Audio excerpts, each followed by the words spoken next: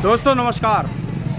मिजाज कैसा है प्रोग्राम के तहत आज हम पहुँचे हैं वार्ड संख्या 64 सिकलापुर बाग विरटान के अंदर, और यहाँ पर इस बार फिर से चुनाव लड़ रहे हैं पार्षद पद के लिए जयप्रकाश राजपूत।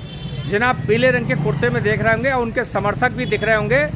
सैकड़ों समर्थक पीछे खड़े हैं, बड़े उत्साह से लबरेज हैं। कुछ लोग हाथ भी उठा रहे हैं, विक्ट्री भी दिखा रहे हैं कि इस बार हमारा प्रत्याशी जीतेगा। अब हम बात करने जा रहे हैं जयप्रकाश राजपूत से, जिनका वीडियो जनसंपर्क का हमने आपको दिखाया था। आपने देखा भी होगा उस वीडियो के अंदर किस तरीके से क्षेत्र की जनता ने जयप्रकाश राजपूत को हाथों हाथ लिया था, जगह जगह उनका फूल मालाएं पहनाकर स्वागत भी किया था।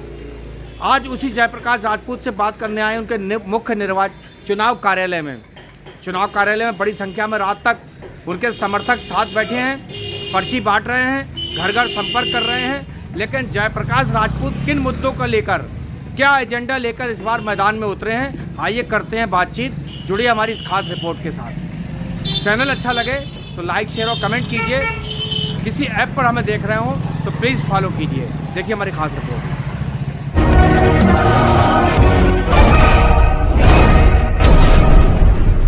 दोस्तों आप किसी ऐप पर हमें देख रहे हो तो प्लीज़ फॉलो कीजिए। YouTube चैनल पर देख रहे हो तो लाइक शेयर और कमेंट कीजिए। मिजाज कैसा है प्रोग्राम के तहत हम आप पहुँचे हैं वार्ड संख्या 64 में, और यहाँ पर चश्मा चुनाव निशान से खड़े हुए हैं युवा समाज सेवी जयप्रकाश राजपूत, और बड़ी संख्या में उनके समर्थक इस समय कार्यालय में मौजूद हैं। जयप्रकाश जी, क्या उद्देश्य लेकर चुनाव लड़ रहे हैं, इस बार मैदान में उतरे हैं?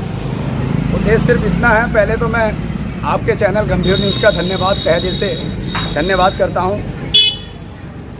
मैंने जहां तक पढ़ाई की है और जहां तक पढ़ा है कि नर की सेवा नारायण की सेवा होती है, उसी संकल्प के साथ, क्योंकि मैंने वो दौर भी देखा है जिस समय वैश्विक संकट का समय था, लोग घरों से निकल नहीं रहे थे। उस समय तिरहाई माम हर तरफ मौतों का भंडार लगा हुआ था। उस समय जो आज बड़े बड़े नेता रोडों पर चमक रहे हैं, शायद वो उस समय घरों में छुपे हुए थे। और अंग्रेजों की कहावत है एक कि फूट डालो राज करो। गोरे अंग्रेज तो यहाँ से चले गए, लेकिन वार्ड 64 के अंदर अभी भी कुछ अंग्रेजी मानसिकता के घटिया मानसिकता के लोग हैं कि जो लोग फूट डालो और राज करने की नीति पर कार्य कर रहे हैं। लेकिन वार्ड 64 की जनता बहुत समझदार जनता है। उसने देखा है कि कौन उनके दुख में खड़ा होगा और कौन उनके सुख में खड़ा होगा। साहित्यकारों का कहना है, कोशिश करने वालों की कभी हार नहीं होती और डर के नौका कभी पार नहीं होती। सत्य परेशान हो सकता है लेकिन पराजित नहीं। 13 तारीख को जो परिणाम आएगा उससे लोग काफ़ी चौंकेंगे। तो वो अंग्रेज तो चले गए जिस प्रकार से, उसी तरह उनकी नीतियां भी विफल रहेंगी और जनता का पूरा सहयोग मुझे मिल रहा है। पहले तो मैं निराश भी हो गया था, सोचा था कि इस बार चुनाव नहीं है लड़ना, बाग ओवर दे देंगे, क्योंकि कुछ परिस्थितियां ऐसी थी कि मैं बता नहीं सकता। लेकिन मेरी जनता ने मेरा हौसला बढ़ाया, जिसमें कश्यप समाज के कुछ लोगों ने मेरा बहुत सहयोग किया। मौर्या बस्ती के लोग मेरे पास आए कि नहीं, आप जैसे लोगों को चुनाव लड़ना चाहिए। तमाम बहनें मेरे पास वो आई जिनको मैंने प्रधानमंत्री और मुख्यमंत्री, जो हमारे देश के यशस्वी प्रधानमंत्री हैं, उनकी जन कल्याणकारी योजनाओं का मैंने लाभ दिलाया था। उन्होंने मुझसे कहा कि आप चिंता करने की कोई बात नहीं है, संकट के बादल जो आए हैं वो छट जाएंगे, आपको चुनाव लड़ना चाहिए और हमारे पास तन मन धन से जो भी होगा वो सहयोग करेंगे। इसके लिए कश्यप समाज से, मौर्य समाज से, मेरे खुद लोधी समाज से, और यहाँ तक जो मैं कभी कल्पना भी, और रिक्शे वाले भाइयों के अंदर तो ऐसी गर्मजोशी है कि शायद कभी मैं सपने में भी नहीं सोच सकता था। इस बार की जो लड़ाई है वो सत्य और झूठ की लड़ाई है। सत्य छुपता नहीं किसी के छुपाने से।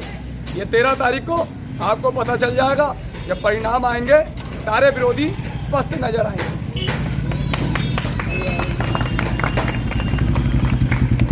इसके अलावा क्या सोचा है वार्ड के लिए, आपने क्या संघर्ष ऐसा किया है जो जनता के बीच बता रहे हैं जाके?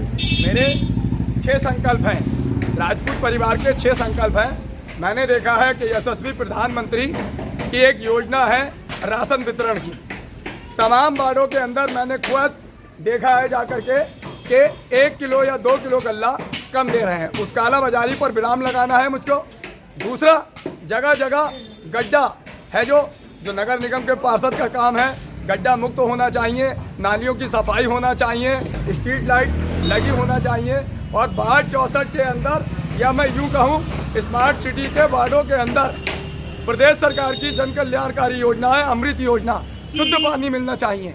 ऐसा कहीं होता नहीं है। सिकलापुर की तमाम गलियों के अंदर गंदा पानी आ रहा है, वो मैं शुद्ध पानी दिलवाऊंगा, ये मेरा वादा है। बीते दिनों अतिक्रमण अभियान भी एक चला था और वहाँ पर लोधी समाज के ही तमाम लोगों के लिंटर तोड़ दिए गए, शौचालय तोड़ दिए गए। कहीं ना कहीं आरोप लग रहे थे तमाम नेताओं पे, और कुछ लोग बोल रहे थे, कुछ लोग नहीं बोल रहे। तो क्या था वो मामला पूरा? मैंने बताया पहले भी आपको, डिवाइजन रूल करने की कि फूट डालो और राज करो। गरीबों के लिंटर तोड़ रहे थे क्योंकि वो गरीब मेरी बिरादर से आते थे। पिछले चुनाव में मैंने बहुत ज़बरदस्त टक्कर दी थी और मैं रनर रहा था, इसलिए मेरे लोधों के लिंटर तोड़ दिए गए। और जो रसूखदार हैं, जो इस वार्ड 64 के अंदर नजूल की भूमि पर राष्ट्रपति जी की नाम की भूमि को बेच दिया है, उन पर कोई कार्रवाई नहीं हुई।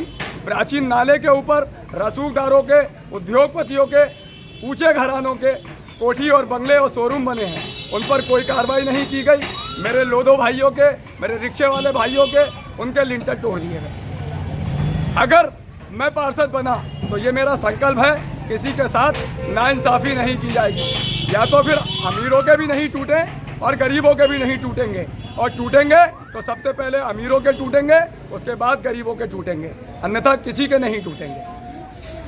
मेरे दर्शक देख रहे हैं, कुछ कहना चाहेंगे हमारे? बस यही है कि भारत का संविधान हमको सभी को बराबर का अधिकार देता है, अपनी बात रखने का अधिकार देता है। लेकिन जो अंग्रेजों की नीति थी, फूट डालो राज करो, मुझे सिर्फ बदनाम किया गया विरोधियों के जरिए। अब मेरे लोधे भाइयों को समझ में आ गया है कि कौन अपना है, कौन पराया है, और फूट डालने की जो नीति है वो खत्म हो जाएगी।